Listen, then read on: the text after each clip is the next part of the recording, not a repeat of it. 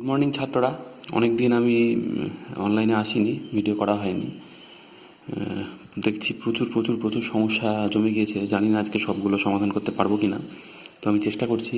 প্রথমে যে সমস্যাটা পেয়েছি সেটা হচ্ছে 104 পাতার। তোমাদের বইয়ে হয়তো একটু এদিক ওদিক হতে পারে, অঙ্কটা আমি পড়লে তোমরা বুঝতে পারবে। 6 নম্বর অঙ্ক, বই করে দেওয়া অঙ্ক, তোমরা বুঝতে পারোনি। কি বলেছে, একটি কণা বক্রপথে গতিশীল যার বৈশিষ্ট্যসূচক সমীকরণ, মানে এক্স অক্ষ বরাবর তার অবস্থান, ওয়াই অক্ষ বরাবর অবস্থান, জেড অক্ষ বরাবর অবস্থান সময় সাপেক্ষে পাল্টাচ্ছে। যে সমীকরণ অনুযায়ী পাল্টাচ্ছে সেগুলো দিয়ে দিয়েছে। X is equal to e⁻⁻t, Y is equal to 2cos3t, আর Z is equal to 2sin3t। আমি এই তিনটে সমীকরণ লিখছি। X is equal to e⁻⁻t, Y is equal to 2cos3t, আর Z is equal to 2sin3t। তো জিজ্ঞেস করেছে, টিটা বলে দিচ্ছে সময়। দুটো জিনিস জিজ্ঞেস করেছে, কোনো মুহূর্তে কণার বেগ আর ত্বরণ বের করতে বলেছে, আর দ্বিতীয় নাম্বারে টি ইজ ইকাল টু 0 সময়, যখন টাইম 0, তখন কণার বেগ আর ত্বরণের মানটাও বার করতে বলেছে। তো অঙ্কটা খুব সোজা। প্রথমে আমরা করব কি, অবস্থান ভেক্টরটা বের করে নেব। আমরা অলরেডি জেনে গেছি এক্স ওয়াই জেড জানা থাকলে পরে অবস্থান ভেক্টর আর ভেক্টর সমান কি হয়, X I cap plus Y J cap plus Z K cap. তো এক্স ওয়াই জেড এর মানগুলো বসিয়ে দিই। তার মানে হচ্ছে e⁻⁻t আই ক্যাপ, ওয়াইয়ের জায়গায় লিখব 2cos3t জে ক্যাপ, জেডের জায়গায় লিখব 2sin3t কে ক্যাপ। তাহলে এই গেল অবস্থান ভেক্টর। তো এখান থেকে বেগ ত্বরণ বার করা খুব সহজ, কিচ্ছু না। তুমি এটাকে সরণের মতো ভাবতে পারো। যদি এটাকে সময় সাপেক্ষে একবার ডেরিভেটিভ করো তাহলে বেগ পাবে, তারপরে যদি সময় সাপেক্ষে আবার একবার ডেরিভেটিভ করো তাহলে তুমি ত্বরণ পেয়ে যাবে। তাহলে বেগ ভেক্টরটা কি? বেগ ভেক্টরটা হচ্ছে সময় সাপেক্ষের একবার ডেরিভেটিভ, তাহলে ডি আর ভেক্টর ডিটি।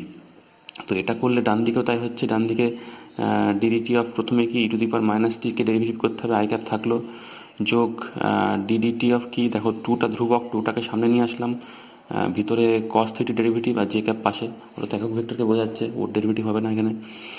প্লাস আবার 2 থাকলো, ডিডিটি অফ sin3t পাশে কে ক্যাপ লিখে রাখলাম।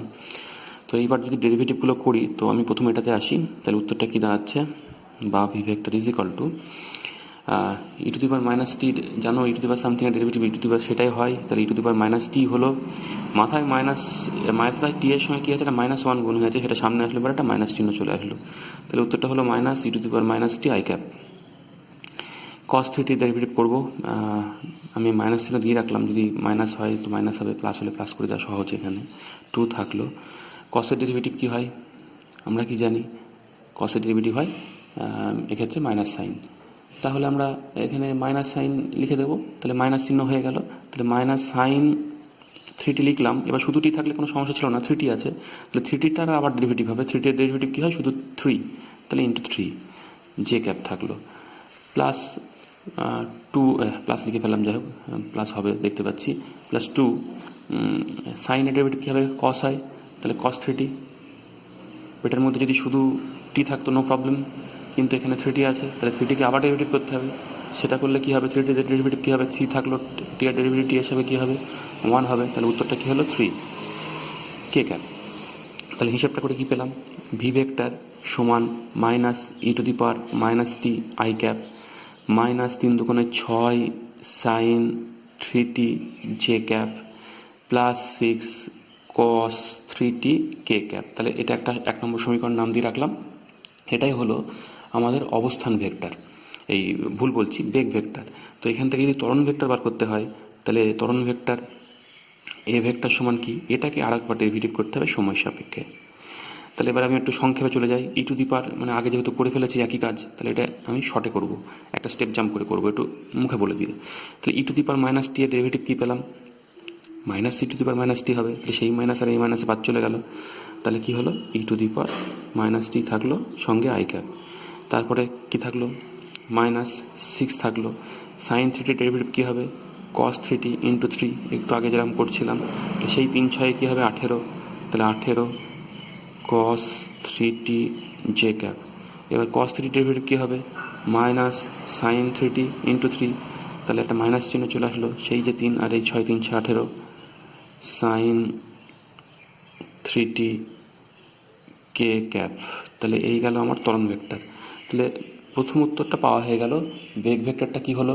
বেগ ভেক্টরটা হলো মাইনাস, 1 নম্বর সমীকরণটা বেগ ভেক্টরকে প্রকাশ করছে, আর 2 নম্বর সমীকরণটা ত্বরণ ভেক্টরকে প্রকাশ করছে। আশা করি তোমরা বুঝতে পারলে। এইবার বলেছে টি ইজ ইকাল টু 0 সময়ে বেগ আর ত্বরণের মান কত। তাহলে টি সময় যদি 0 হয় তাহলে সেক্ষেত্রে বেগ ভেক্টরটা কত হবে দেখি তো। বেগ ভেক্টর দেখি, e⁻0 মানে এটা 1 হয়ে গেল, তাহলে minus I cap -6 sine zero zero হয়, তাহলে এটা থাকলো না। এরপরে cos 0 1 হয়, তাহলে প্লাস cos 0 1 6 থাকলো, তাহলে +6 কে ক্যাপ। তাহলে বেগ ভেক্টর হলো minus I cap +6 K cap. এবার ত্বরণ ভেক্টরটা কী হয় দেখে নিই। ত্বরণ ভেক্টর e⁻0, তো 0 মানে 1 হয়ে গেল, তাহলে আই ক্যাপ পেলাম। তারপরে কি cos 0 1, তাহলে -18 জে ক্যাপ সাইন 0 0, তাহলে ওটা থাকলো না। তাহলে আমরা কি পেলাম? I cap -18 J cap. তাহলে এই গেল দুটো উত্তর। এবার যদি মান বের করতে বলে, মান বার করাও খুব সহজ। মান কী করে বার করবো? বেগ ভেক্টরের মান কী করে বার করবো?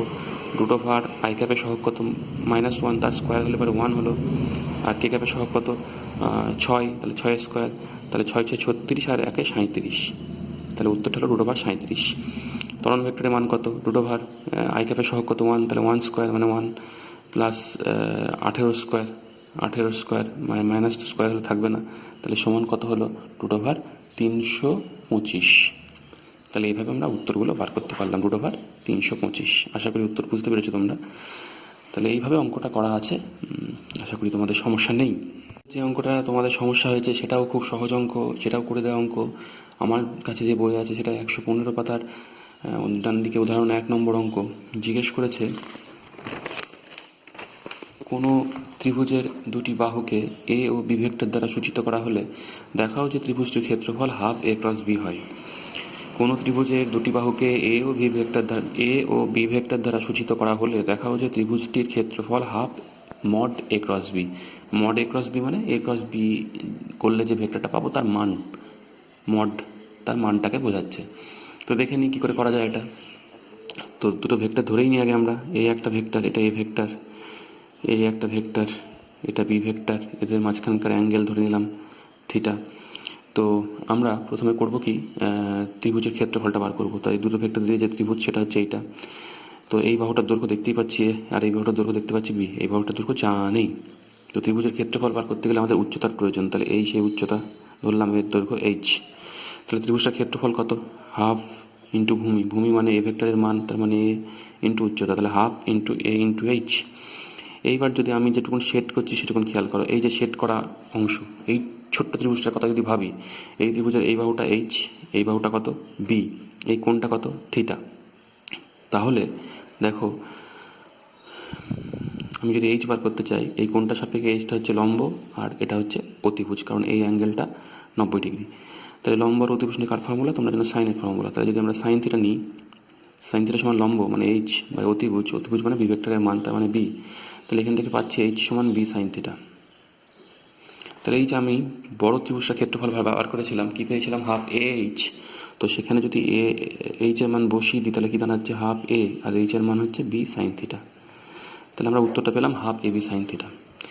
এবার আমরা আগের দিন যেটা শিখেছি যে A vector cross B vector, এটার যদি মড নিই মানে মানটা নিই, তাহলে কী হয়? এ ক্রস বি কী হয়? AB sine theta, AB sine theta.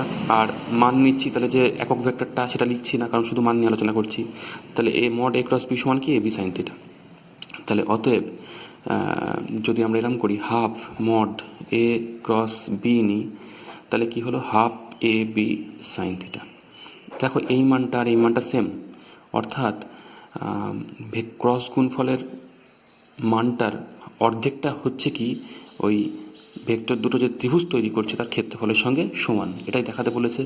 এখান থেকে একটা অঙ্ক আসতে পারে যে দেখাও যে সামান্তরিকের ক্ষেত্রফলের সঙ্গে সমান, সেটাও তুমি এই একইভাবে করবে। এদিকে এ ভেক্টর, এদিকে বি ভেক্টর। তো এটা করলে পারে সামান্তরিকের ক্ষেত্রফল কী হবে না, ভূমি ইন্টু উচ্চতা।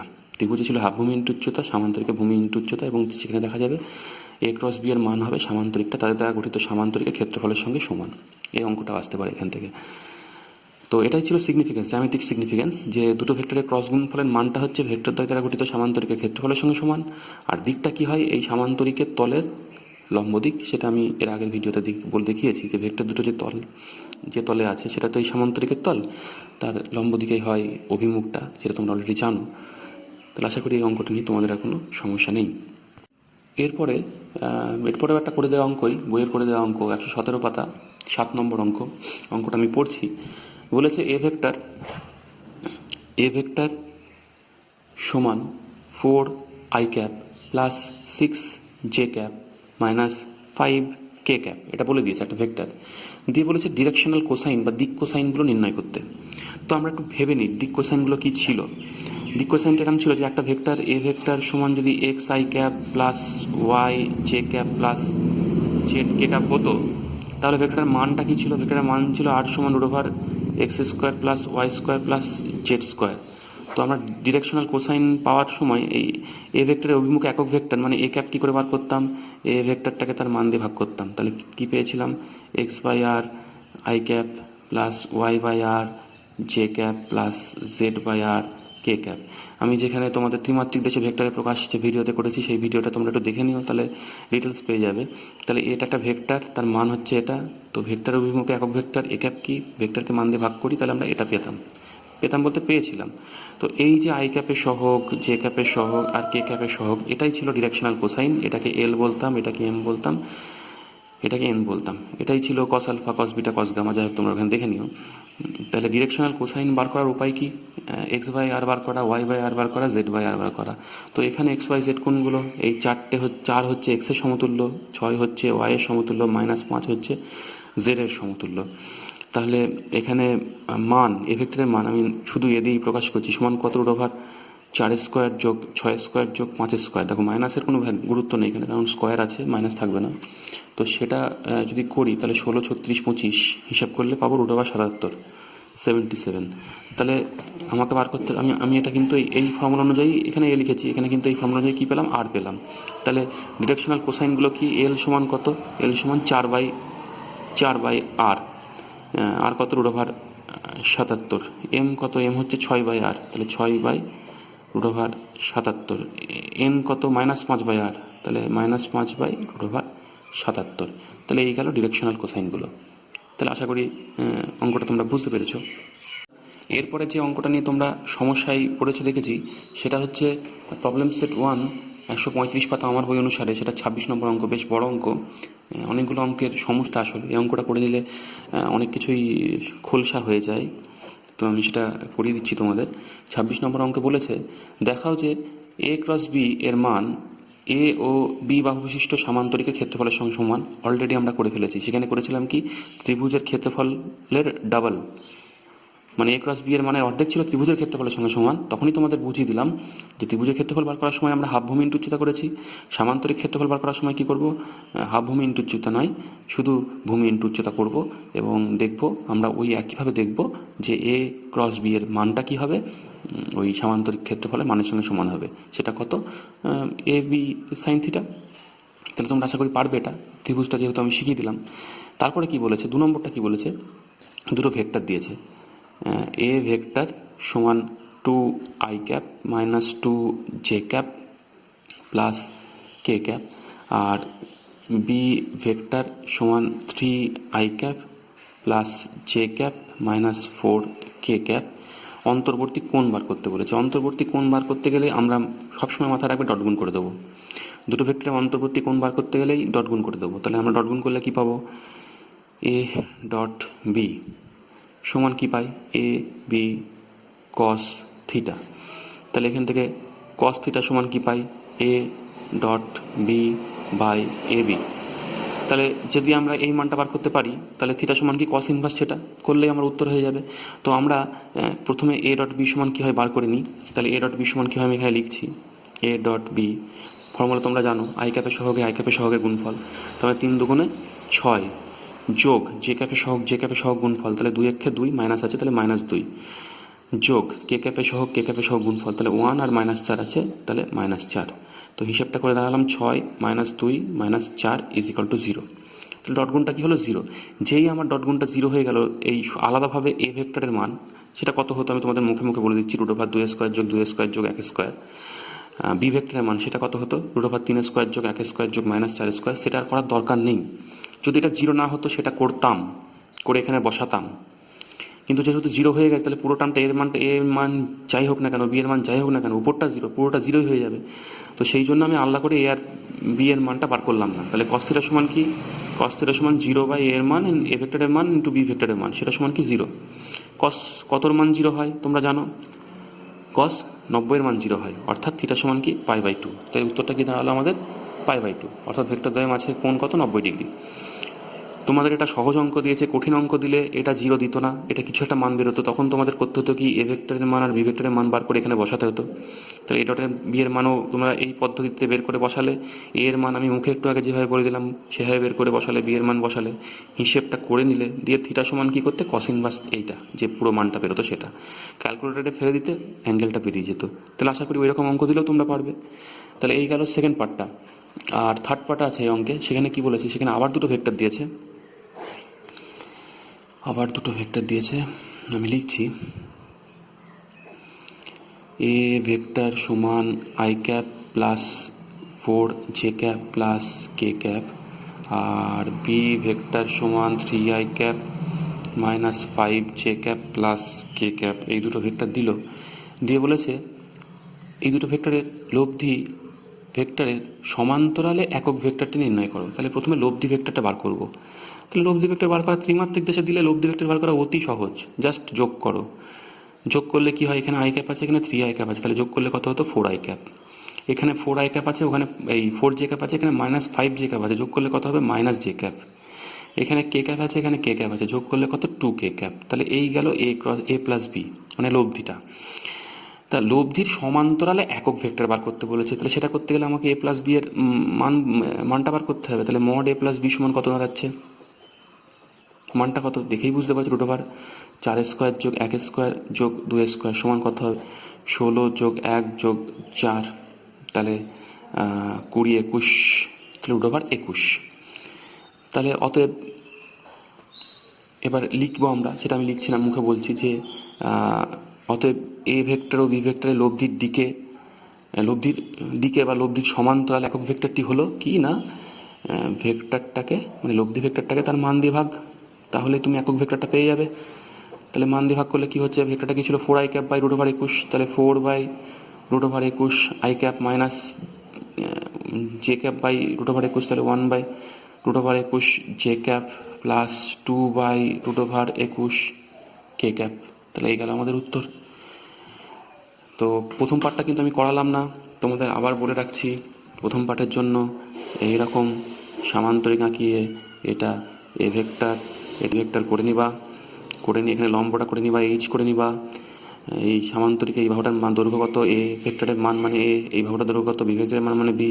তাহলে পুরো সামান্তরিকের ক্ষেত্রফল কি হবে, ভূমি ইন্টু উচ্চতা, অর্থাৎ এ ইন্টু এইচ। তারপরে এই ছোট্ট ত্রিভুজটাকে কাজে লাগাবে, এই কোণটা কত থিটা, এই ছোট ত্রিভুজটাকে কাজে লাগিয়ে তুমি কি পাবে, এইচ সমান বি সাইন থিটা পাবে, ত্রিভুজে যেরকম পেয়েছিলে। সব মানগুলো বসিয়ে দেবে, দিয়ে সামান্তরিকটার ক্ষেত্রফল তুমি কি পাবে, A into H is equal to A B sine theta.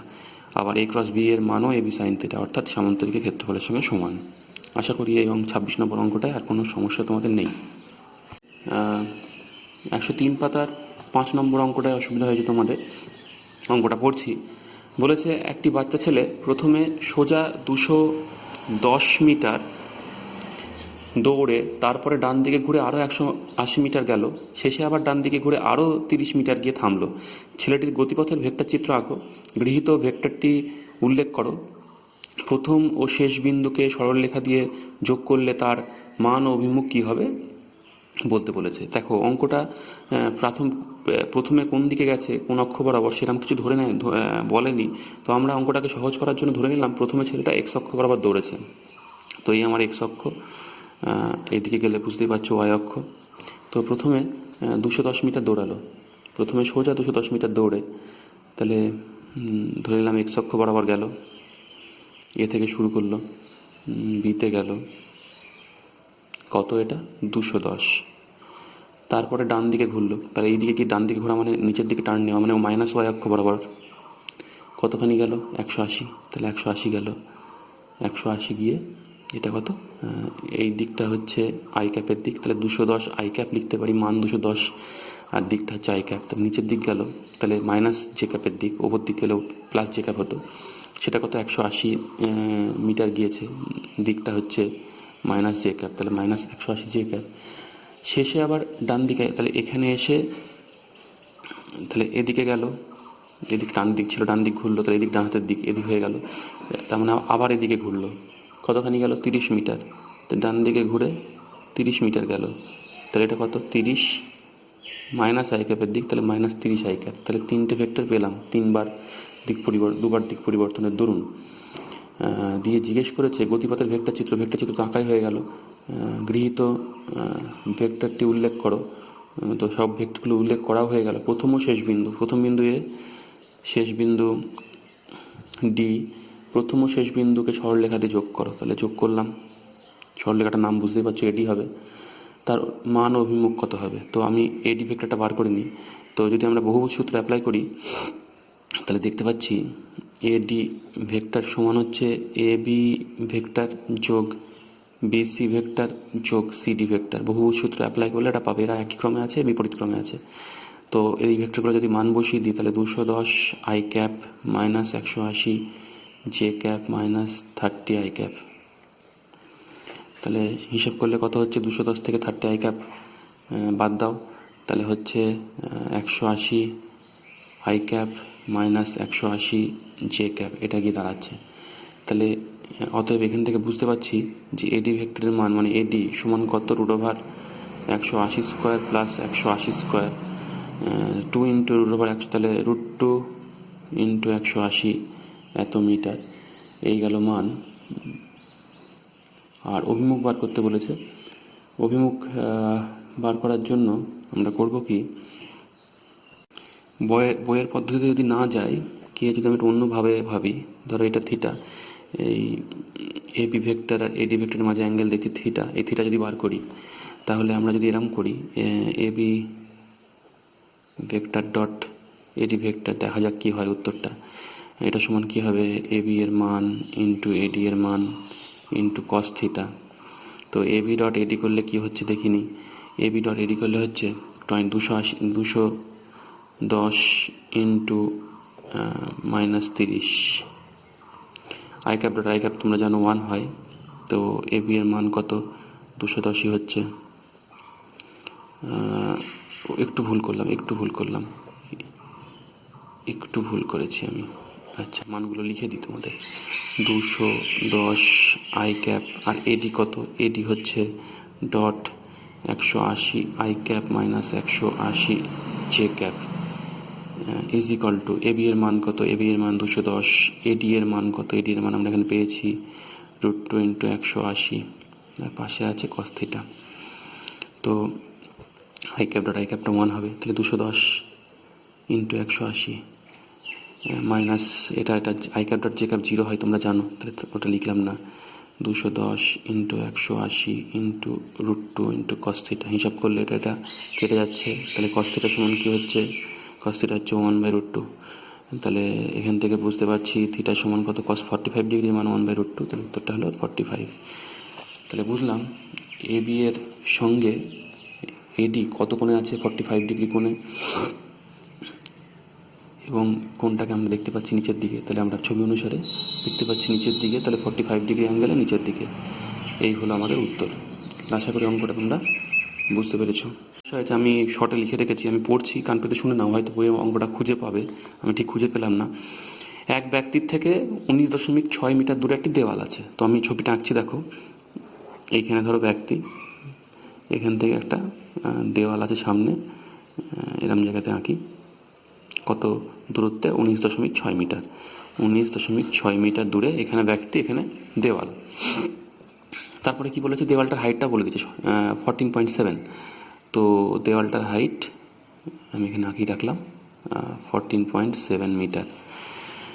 তারপরে কি বলেছে, যে ব্যক্তি একটা বস্তু ছুড়ে দিচ্ছে, কত বেগেও বলে দিয়েছে, 19.6 মিটার পার সেকেন্ড ছুটছে, নিক্ষেপ করলে তা দেওয়াল ঘেঁষে অন্যদিকে গিয়ে পড়লো, তাহলে কেমন ব্যাপারটা কেমন,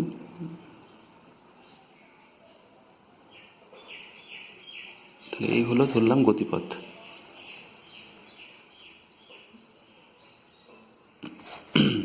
তাহলে ব্যক্তি ছুঁড়েছিল এখানে একটা বস্তুকে কত বেগে, 19.6 মিটার পার সেকেন্ড বেগে ছুঁড়ে দিয়েছিল, এবং তার ফলে দেওয়ালে ঠিক ঘেঁষে, মানে দেওয়ালের মাথা দিয়ে ওখানে গিয়ে উল্টো দিকে কি পড়লো। বুঝতেই পারছো প্রাসের গতি পাবে। ধরে নিলাম এখানে জিজ্ঞেস করেছে যে কত কোণে এই কাজ ছুড়লে পারে এই ব্যাপারটা ঘটবে। তো কোণটা ধরলাম থিটা, মানে কত কোণে এই বেগে ছুড়লে পারে জাস্ট দেয়াল ঘেঁষে গিয়ে অন্যদিকে গিয়ে পড়বে। দেয়ালের ডিস্টেন্স বলেছে ব্যক্তি থেকে, দেয়ালের হাইট বলে দিয়েছে, বেগ বলে দিয়েছে। তো জি এর মানও বলে দিয়েছে 9.8 মিটার পার সেকেন্ড। তো প্রথমে আমরা করলাম কি, অ্যাঙ্গেলটা ধরে দিলাম, কত অ্যাঙ্গেলে ছুড়েছে, থিটা অ্যাঙ্গেলে। ব্যক্তির বেগটা কি দুটো উপাংশে ভাগী, তাহলে অনুভূমিক দিকের উপাংশটা কত হবে, 19.6 কস থিটা। উল্লম্ব দিকের উপাংশটা কী হবে, 19.6 সাইন থিটা। এবার ধরে নিলাম যে টি সময় পরে, টি সময়ে দেওয়ালে পৌঁছায়,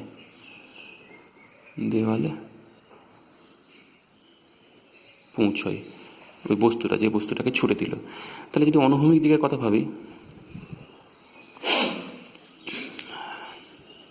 অনুভূমিক দিকে দেখো, অনুভূমিক দিকে টি সময় তাহলে কত দূর গেছে, 19.6 মিটার। তাহলে দূরত্ব সমান আমরা জানি বেগ ইন্টু সময়। তাহলে অনুভূমিক দিকের বেগ কত, অনুভূমিক দিকের বেগ হচ্ছে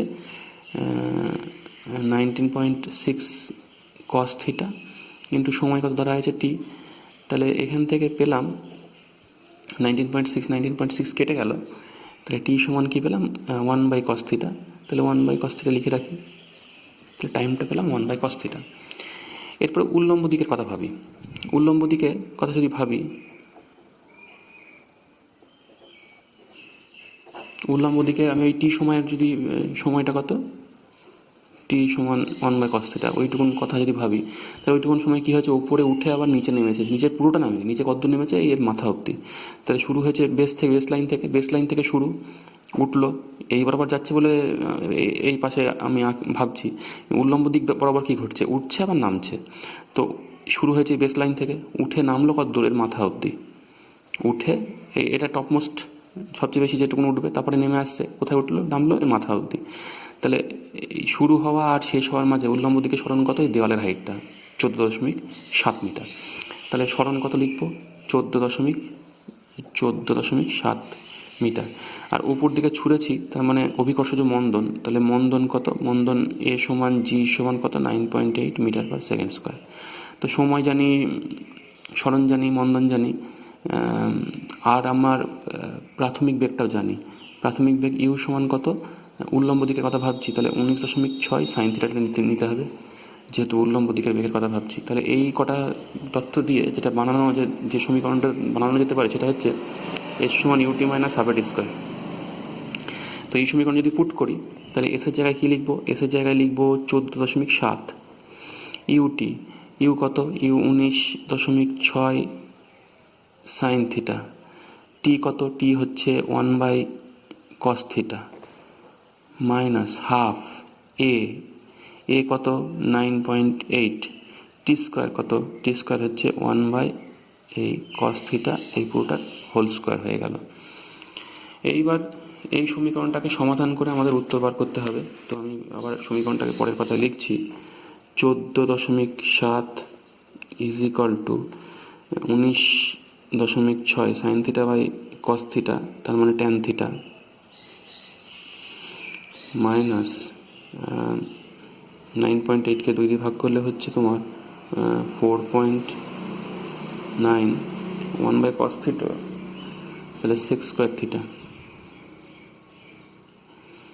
তাহলে এই যে দাঁড়ালো উত্তর। এবার এইখানটা সমাধান করে আমাদের বার করতে হবে এই থিটার মানটা। কি অঙ্কটায় এই 4.9 দিয়ে ভাগ করে নিই, তা 14.7কে 4 দিয়ে ভাগ করলে 3 4 12, হ্যাঁ 3 হচ্ছে। তাহলে 3 ইজ ইকাল টু, এটা ভাগ করলে 4 9 36, 4 4 tan theta minus 6 square theta হচ্ছে 1 plus tan square theta. 6 square theta minus tan square theta সমান 1 তোমরা জানো, তাহলে 6 স্কোয়ার থিটা সমান কি 1 প্লাস tan স্কোয়ার থিটা হয়ে যাচ্ছে। এবার সাজিয়ে গুছিয়ে নেব, তাহলে সব এটা এদিকে আনলে পরে কী হচ্ছে, tan square theta plus 1 plus 3 minus 4 tan theta is equal to 0, বা tan square theta minus 2 into tan theta into 2 plus 2 square is equal to 0। তারপরে কী দাঁড়াচ্ছে দেখো, A minus B whole square formula হয়ে গেল। তাহলে tan theta minus 2 whole square is equal to 0। তাহলে সেখান থেকে পাচ্ছি tan theta is equal to 2। তো tan theta is equal to 2 হলে theta is equal two tan inverse 2। ক্যালকুলেটারে ফেলি, শিফট tan 2, তাহলে ডিএমএস করলে পাচ্ছি 63 degree 26 minute 5.82 second. 63 degree 26 minute 5.82 second. তো আমি 63 ডিগ্রি 26 মিনিট অবধি লিখে রাখলাম। আশা করি অঙ্কটা তোমরা বুঝতে পেরেছো। যে অঙ্ক নিয়ে সমস্যা হয়েছে সেটা 136 পাতা, প্রবলেম সেট 1, 35 নম্বর অঙ্ক। অঙ্কটা আমি একটু পড়ছি। স্রোতের সাপেক্ষে একটি লঞ্চের বেগ 7 মিটার পার সেকেন্ড, স্রোতের বেগ 3 মিটার পার সেকেন্ড। স্রোতের অনুকূলে লঞ্চটি যাত্রা শুরু করার মুহূর্তে একটি বস্তু ভাসানো হলো। লঞ্চটি স্রোতের অনুকূলে 4.2 কিলোমিটার অতিক্রম করার পরে বিপরীত অভিমুখে ঘুরে চলতে শুরু করলো এবং সেই ভাসমান বস্তুর কাছে পৌঁছলো। বস্তুটি ভাসমান মুহূর্ত থেকে শুরু করে ওর কাছে লঞ্চটি পৌঁছতে কত সময় লাগবে? তো অঙ্কটা আমি জাস্ট দুটো দাগ টেনে একটু বোঝার চেষ্টা করেছি যে এখান থেকে ধরো শুরু হলো, লঞ্চটা কতটা দূরত্ব গেল 4.2 কিলোমিটার, ধরলাম সেটা T1 সময় লাগলো। এরপরে বিপরীত দিকে ঘুরে আবার T2 সময় ধরে যে আসলো, সঙ্গে সঙ্গে সেই বস্তুটা ওখান থেকেই শুরু করেছিল, সেই বস্তুটা একদূর পৌঁছলো, মানে লঞ্চের সঙ্গে সাক্ষাৎ হলো। তো T1 সময়টা আমরা কী করে বার করব? দূরত্ব কত? 4.2 কিলোমিটার। অঙ্কে একটা কথা বলে রাখি তোমাদের, স্রোতের সাপেক্ষে একটি লঞ্চের বেগ 7.5 মিটার বলার দরকার ছিল না, জাস্ট স্থির জলে লঞ্চটার বেগ ওটাই বলে দিলে ভালো হতো, বুঝতে আরও সুবিধা হতো যে স্থির জলে লঞ্চটির বেগ 7 মিটার পার সেকেন্ড। তো সেটা ধরে অঙ্কটা করা হয়েছে। তো দেখো দূরত্ব কত? 4.2 কিলোমিটার, 1000 দ্বিগুণ করে মিটার করেছি। তো স্রোতের অনুকূলে যখন লঞ্চ যাচ্ছে তখন স্রোতের বেগ যোগ হয়ে যাবে, তাহলে মোট বেগ 7 + 3 ইন্টু সময় কত সময় ধরে গেছে? T1 সময় ধরে, তাহলে ইন্টু T1, তাহলে সেখান থেকে T1 বেরোলো আমার 420 সেকেন্ড। এরপরে লঞ্চটা মোড় ঘুরিয়েছে, ঘুরিয়ে আবার পিছন দিকে ফিরছে কত সময় ধরে? T2 সময় ধরে। তো লঞ্চটা গেল 4.2 কিলোমিটার, আর T2 সময় ধরে যে দূরত্ব আসলো, তাহলে যাওয়ার পথ আর আসার পথ বিয়োগ করলে সেইটুকুন পথ কিন্তু এই ভাসমান বস্তুটা গিয়েছে স্রোতের টানে, তবে কাটি দেখা হয়েছে। তাহলে ভাসমান বস্তু কতটুকুন সময় ধরে গেল? লঞ্চ যেটুকুন সময় ধরে গিয়েছে আর এসেছে সেইটুকুন সময় ধরে আবার ভাসমান বস্তু এগিয়েছে। লঞ্চ T1 সময় ধরে গিয়েছে আর T2 সময় ধরে এসেছে। T1 সময়ের মান বার করেছি 420 সেকেন্ড। তাহলে ভাসমান বস্তু কতক্ষণ সময় ধরে ভেসেছে? T2 + 420, তার সঙ্গে ভাসমান বস্তুর বেগ কত? না স্রোতের বেগের সঙ্গে সমান, তাহলে 3 গুণ করে দিলাম, তাহলে এইটুকুন দূরত্ব ভাসমান বস্তু গেছে। সেই দূরত্বটা নিশ্চয়ই লঞ্চের যাওয়ার দূরত্ব থেকে ফিরে আসার দূরত্বটা বিয়োগ করলে যে দূরত্বটুকুন পাচ্ছি সেই দূরত্বটুকুনের সঙ্গে সমান হবে। তো সেই জন্য এটা সমান লঞ্চের যাওয়ার দূরত্ব কত? 4200 মিটার, মাইনাস ফিরে আসার দূরত্ব কত? ফিরে আসার সময় কত নিয়েছে? T2, আর ফিরে আসার সময় বেগ কত? যেহেতু স্রোতের বিপরীতে ফিরে এসেছে তাহলে বেগ হচ্ছে 7 - 3। তাহলে এই দুটো দূরত্ব সমান। বাঁ দিকের দূরত্বটা কি? ভাসমান বস্তু কত দূর গিয়েছে, আর ডান দিকের দূরত্বটা কি? না লঞ্চ গিয়ে কতটুকুন এসছে, মানে যাওয়ার দূরত্ব মাইনাস আসার দূরত্ব, সেই দূরত্বটা আমি কী করেছি? সমান করেছি। তো তারপরে কিছুই না, হিসাব করেছি, হিসাব করে T2 কত বেরোলো? 420 সেকেন্ড। তাহলে T1ও 420 সেকেন্ড ছিল, T2ও 420 সেকেন্ড ছিল। তো আমরা যদি মোট সময় বার করি তাহলে দেখলাম 840 সেকেন্ড, সেটা মানে 14 মিনিট। তাহলে এই গেল উত্তর। এর পরের যে সমস্যা সেটাতে একজন ছাত্র আমার কাছে প্রশ্ন রেখেছে যে স্যার ত্রিভুজ সূত্রের সাহায্যে কী করে বলতে পারি A vector + B vector = C vector. তো ত্রিভুজ সূত্রই তো সেটা বলে। এই যে ত্রিভুজের একটা বাহু আর একটা বাহু একই ক্রমে যদি A আর B ভেক্টরকে প্রকাশ করে, আর 3 নম্বর বাহু যদি বিপরীত ক্রমে C ভেক্টরকে প্রকাশ করে, তাহলে আমি অবশ্যই বলতে পারি A vector + B vector = C vector. কীভাবে? না ত্রিভুজ সূত্র অনুসারে। ত্রিভুজ সূত্রের বক্তব্যটাই এটা। এবার যদি কেন এটা হয় তুমি যদি ভাবো, তাহলে দেখো যদি আমরা এরকমভাবে একটা বদ্ধমুখ শৃঙ্খল তৈরি করি ত্রিভুজের সাহায্যে, ত্রিভুজ হোক বহুভুজ হোক, যেহেতু এখানে 3টে ভেক্টর নিয়ে তোমার কাজ, তো ত্রিভুজই হবে। তো এই বদ্ধমুখী শৃঙ্খলটার যদি এরকম 3টে ভেক্টর যদি একই ক্রমে থাকে তাহলে হয় কি? টোটাল সাম কি হয়? লব্ধি কি হয়? 0 হয়। তো এই 3টে ভেক্টর যদি একই ক্রমে থাকে তাহলে দেখা যাবে, প্র্যাকটিক্যালি দেখা যাবে টোটাল লব্ধি কী হচ্ছে? 0 হচ্ছে। তাহলে নিশ্চয়ই এটা যদি A ভেক্টর হয়, এটা যদি B ভেক্টর হয়, আর এটা যদি D ভেক্টর হয়, তাহলে আমরা কী বলতে পারি? A ভেক্টর যোগ B ভেক্টর যোগ D ভেক্টর = কি? 0 ভেক্টর। তাহলে এখান থেকে কী বলতে পারি? A ভেক্টর যোগ B ভেক্টর = -D ভেক্টর।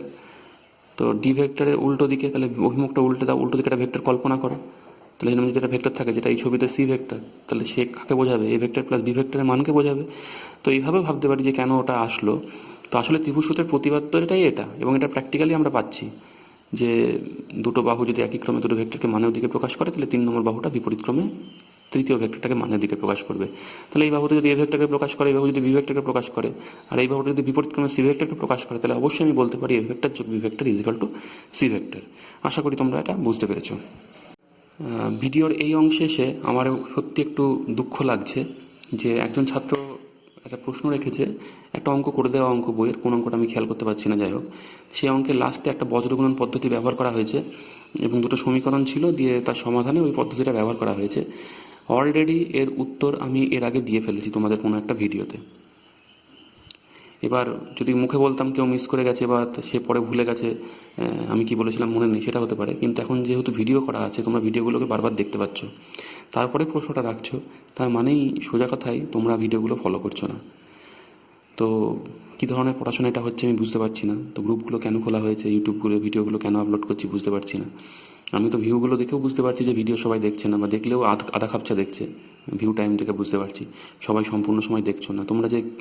তোমরা যদি সত্যি সায়েন্সের স্টুডেন্ট হতে চাও, সায়েন্স যদি ভালো রেজাল্ট করতে চাও, তাহলে যদি এভাবে খাটো, তোমাদের কিচ্ছু হবে না, সত্যি কিচ্ছু হবে না। এবং তোমরা সায়েন্স নিয়ে পুরো একদম লাইফ ফেল হয়ে যাবে, তোমরা উঁচু কোনো জায়গায় যেতে পারবে না, কারণ কোনো কনসেপ্টই তৈরি হবে না। ভালো ছাত্র হতে গেলে স্যারের কথা শুনতে জানতে হবে, স্যার কী বলছে সেই সবটাকে নিতে হবে, কোনো কিছু মিস করলে চলবে না। যেহেতু এখানে ভিডিও, সেটা তুমি যে কোনো সময় যে কোনো যতবার ইচ্ছা দেখতে পাচ্ছ, তাহলে কেন এই ধরনের গণ্ডগোলটা হচ্ছে আমি বুঝতে পারছি না। যাই হোক, আশা করি ভবিষ্যতে এই গণ্ডগোল হবে না। যে কোনো কারণে হোক মিস হয়ে গেছে, তোমাদের গাফিলতি নেই, সেটা ভেবে আমি হয়তো নিজের মনটাকে বোঝাচ্ছি। তো যাই হোক, আমি এটা একবার বুঝিয়ে দিচ্ছি। দুটো সমীকরণ এরম করে আছে, তো কী করে সমাধানটা করা হয়েছে ওখানে জাস্ট এভাবে সাজিয়ে নেওয়া হয়েছে, পি স্কোয়ার কিউ স্কোয়ার আর স্কোয়ার। তার নিচে ওদের সহগগুলো লেখা হয়েছে। প্রথম সমীকরণ থেকে সহগগুলো কী পাচ্ছি, 2 2 -5। দ্বিতীয় সমীকরণ থেকে সহগগুলো কী পাচ্ছি, 1 -2 -4। ডান পক্ষে 0 এই আকারে থাকলে তবে এরমভাবে সাজিয়ে নেওয়া যাবে। তো এখান থেকে আমি এরমভাবে লিখতে পারি যে P square by, P square যে করলাম, তাহলে এই কলামটা ঢেকে দেবো, বাই করলে এবার এটা গুণ মাইনাস এটার গুণ, তাহলে 4 দুগুণে 8, তাহলে -8 মাইনাস এটার গুণ হলো এবার এটার গুণ, এটার গুণ মানে -5 -2, 5 দুগুণে 10 প্লাস 10 ইজ ইকুয়াল টু, এবার কিউ স্কোয়ার লিখছি। কিউ স্কোয়ার যে লিখবো, এই কলামটা থাকবো, তারপর থেকে শুরু করবো, এটার সঙ্গে এটা গুণ করবো, তাহলে -5 আর 1 কত হচ্ছে, -5 মাইনাস, এবার এটা করবো -4 আর 2, তাহলে প্লাস 4 দুগুণে 8 ইজ ইকুয়াল টু 8 স্কোয়ার। তাহলে এবার এই কলামটাকে ঢাকবো, এবার এই কোনাকুনি গুণ করবো, 2 দুগুণে 4 -4 -2 একে 2। তাহলে এরপরে গিয়ে কী দাঁড়ালো, পি স্কোয়ার ইমপ্লাইসটা কী হচ্ছে, P square by -8 -10 -18 is equal to Q square by 3 is equal to R square by -6। তাহলে এইটা আসছে। এরপরে একটু কারেকশন করছি, মাঝখানে ভিডিওটাকে পজ করেছিলাম, এখানে মাইনাস চিহ্ন দিয়ে ফেলেছিলাম, এটা প্লাস চিহ্ন আছে দেখলাম। তো তাহলে আমি এটা মাইনাস থাকছে না, এটা যদি মাইনাস না থাকে তাহলে আরেকবার আমি বলে দিই। প্রথমে এই কলামটা ঢাকলাম, 4 দুগুণে 8 -8 আর -5 দুগুণে 10, তাহলে সেই মাইনাসে প্লাস হলো। তারপরে এই কলামটাকে ঢাকলাম, তো এখানে কোনো কারেকশন নেই। তারপরে যে এই কলামটাকে ঢাকলাম, এখানে কারেকশন আছে মানে লাস্টে। তো কি 2 দুগুণে 4, এটা -4 হবে না, তাহলে শুধু +4 হবে। তারপরে তো সব ঠিক আছে, তাহলে 2 জায়গায় কারেকশন হলো, তোমরা দেখতে পেলে। এরপরে আমরা কি পেলাম, তাহলে এই জায়গাটায় হলো 2, এই জায়গাটায় হলো 3, এই জায়গাটায় হলো 2। তাহলে এরপরে কি পাচ্ছি, যদি স্কোয়ার রুট করি, তাহলে p/√2 is equal two q/√3 is equal two r/√2।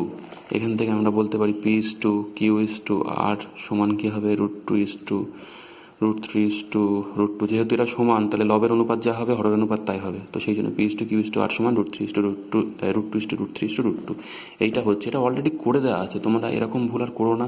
বারবার বলছি পুরো ভিডিওগুলো ফলো করো। আমার তো কিছুই না, আমি ভিডিওগুলো করে যাব। তোমরা যদি সঠিকভাবে ফলো না করো, তোমরা সমস্যায় পড়বে।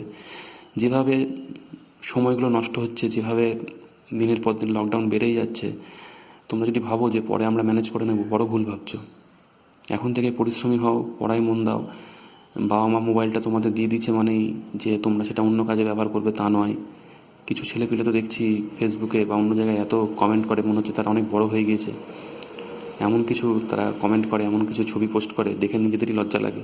যাই হোক, আশা করি তোমরা সেরকম ছাত্র হবে না। সঠিক জায়গায় মোবাইলটাকে কাজে লাগাও এবং পড়াশোনাটাকে এগিয়ে নিয়ে চলো। আচ্ছা, তাহলে আশা করি এটা বুঝতে পেরেছো। এর পরবর্তী অংশে অঙ্কটা তোমরা বলেছো, সেটাও অলরেডি মনে হয় একবার আমার বলে দেওয়া হয়েছে। আমি মনে হয় বুঝিয়ে দিয়েছি।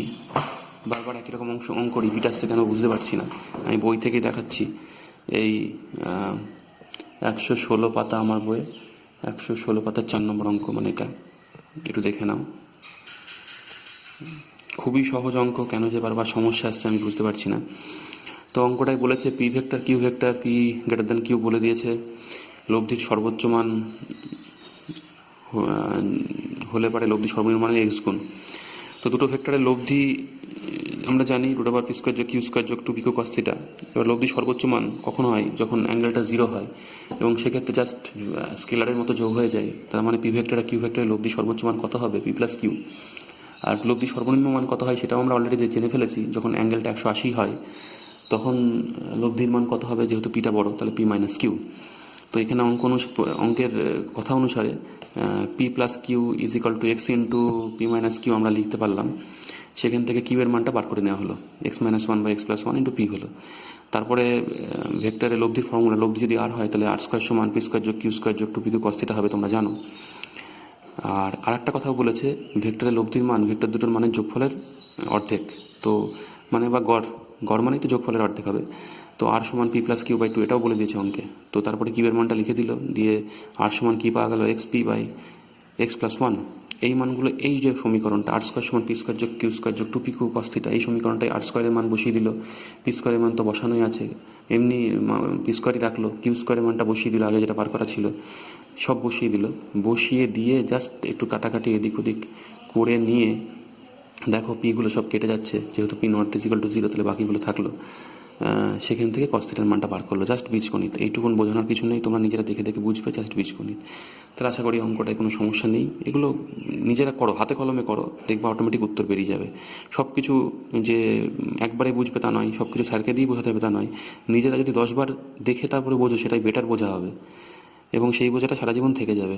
তো পরিশ্রমী হও, একটা অঙ্ক একবার দেখে পারলে, বুঝতে পারলে না, তুমি আরও 10 বার দেখো। যত পরিশ্রম করবে তত বেশি শিখবে।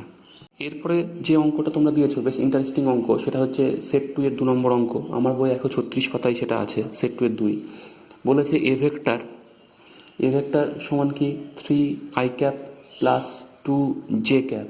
এই ভেক্টরটার I cap plus J cap আর I cap minus J cap, এই দুটো ভেক্টরের দিকে উপাংশ বার করতে বলেছে। দেখো, আমি তোমাদের একটু বেসিক ব্যাপারটা বোঝাই।